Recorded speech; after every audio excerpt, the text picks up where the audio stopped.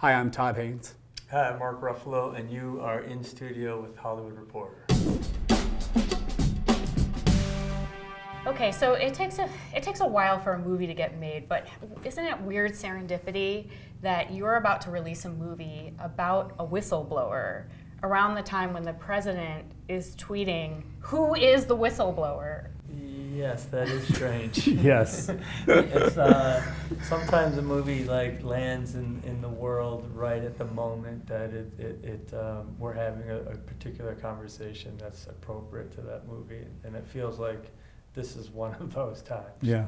Yeah. But there's an urgency to a movie like this coming out when it is beyond the whistleblower situation because of our environmental situation and our heading into an election year and all of that. Yeah, and it doesn't do it justice to just call it a whistleblower movie. Can you explain a bit Rob Bilott and his quest? This is a remarkable true story, a true David and Goliath story about a lawyer, a Cincinnati-based lawyer, who stumbled onto this extraordinary back history of the deceptions of the DuPont Corporation around their production, a chemical that they use to produce Teflon. And what he follows in the course of his endeavor in trying to release and explore all of this buried information is a story of staggering deception and willful contamination of this known toxic chemical into the environment. And the breadth of the story and the extent of that contamination is staggering. Why do you think that large chemical companies are becoming kind of a standard villain in a lot of movies and also documentaries? Because they're assholes. Yeah. No, I mean, they do a lot of bad things. And they get away with it. And they get away with it. Mm-hmm. And the system has been gamed to a place where they can get away with it. Mm-hmm. And we've been trained to turn a blind eye to how much the powers that be have shifted in the favor of big business and corporations, and how deregulated our government is, and how much there are no stopgaps to filter or examine or penetrate what these behaviors and practices are. What you see in the movie is how that comes to be, how that happens. Yeah. And what's exciting about it is seeing one man sort of unravel this mystery in real time. And it's pretty astounding, the journey that he makes. And when you were doing kind of the initial research for the movie, Todd, did you actually go to the DuPont plant? Well, they don't let you into the DuPont plant. They don't open their doors. There's no e-ride tickets available. Right. Mario. They weren't willing participants. No, so to speak. Exactly. I did go to Cincinnati. Mark and I all went together with Mario Correa, who picked up the writing task after Michael Carnahan got busy. After he did the first draft of the film. And we all met in Cincinnati, met Rob Bilott and his family, and we went to Taft Law offices, and we Skyped with Tom Turp, who Tim Robin plays in the movie. And then Mario and I got in the car with Rob and drove to Parkersburg, West Virginia. And while in Parkersburg, Mario and I did drive into the Washington Works plant. And we were immediately accosted by security guards and told us to get off the property. But you feel it permeate your body. You feel your skin tingling after just being there. I just think it's kind of cool that you're fighting to expose the dangers of Teflon. It feels like something out of a comic book. I think you know where I'm going with this. Not sure. It's just kind of weird that you're playing a character who is, fighting against this. I don't know how to make the connection, but the Hulk's origin story just feels very similar to what Teflon is. It's like a chemical invented during the atomic age accidentally. It's like this weird, nefarious kind of otherworldly comic book thing. I don't know. Do you see You're doing good. You're like, keep going. Keep going. I'm finding my way into it. No, I mean, yeah. Listen. know, Rob is a hero, and he's not a hero. I keep saying this, but it's not a hero because we want to be him. He's a hero because we don't. Yeah. He goes on a journey that.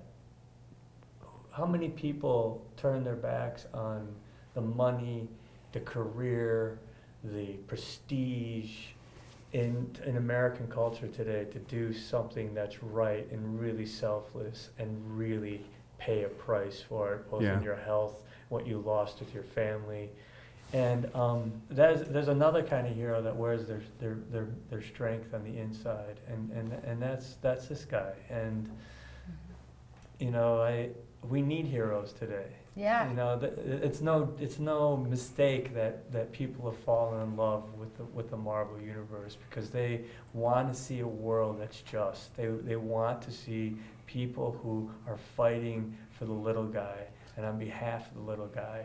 And this is a little guy fighting on behalf of other little guys. The great thing about the movie is it exposes something that isn't just Teflon, isn't just PFOA, it's a whole system. Whether you're talking about opioids, whether you're talking about lead, whether you're talking about Monsanto and glyphosates, the whole thing has been set up in a way to allow these businesses to get away with this. Partially, I think, because at the end of the day, we have to pay for our own health care. If this government was responsible for paying for our health care, there'd be more incentive. Our water would be clean, sure. our food would be clean, the air would be clean. But this is a vicious cycle, and we're all caught up in it, whether we want to be part of it or not. And that's not freedom. That is not American freedom. Now, we know that Mr. Trump is not going to be talking about environmental issues in this next election. But are any of the Democratic candidates talking about the very things that you talk about in this movie? Bernie. Yeah, I mean, all of them are. They all are. The Democratic brand is like a really strong brand. Like they're all focusing on these issues. Sure. You know, they're all focusing on how the system has been rigged against normal people. They're all focusing on the science. You know, they're weighing heavily on the science. They believe in science. Yeah. And they believe that, you know, there's a system in place that looks out for a few people in America, but not the whole. And I just think they're all, you know, all pretty remarkable in that way. They are. Are you supporting any particular candidate currently? I mean, Bernie Sanders is my guy. I love Bernie Sanders. I love Elizabeth Warren. Pete Buttigieg is a remarkable figure. I mean, we have a really rich slate of people. Ironically, how far right the right has gone, the Republican Conservative Party has gone, has backfired, and it has emboldened the left.